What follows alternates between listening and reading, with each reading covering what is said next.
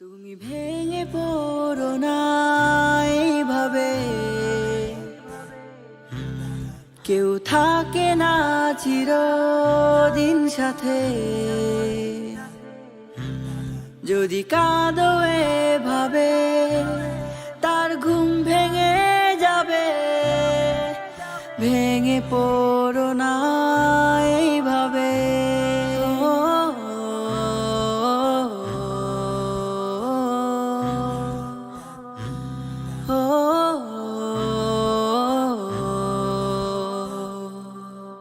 ও চাঁদ, বলো না সে লুকিয়ে আছে কোথায়?